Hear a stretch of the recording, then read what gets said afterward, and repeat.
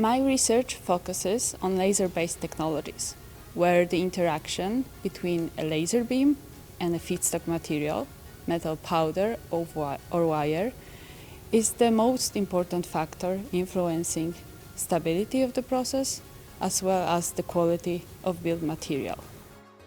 That is why I use various types of sensors to detect any changes of the deposition process. For example, a spectrometer measuring radiation over a melt pool allows to detect approaching process instabilities.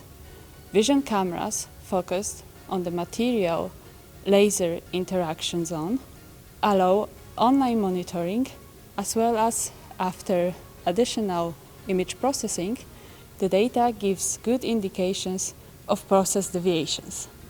Using less common solutions like measuring current flowing through a feedstock wire gives a direct feedback on the stability of the laser wire process. Finally, combining a few sensors into one automated control solution is a way to improve process stability as well as the quality of built material, and in the end bring the metal-directed energy deposition process one step closer to the goal of a user-friendly turnkey solution.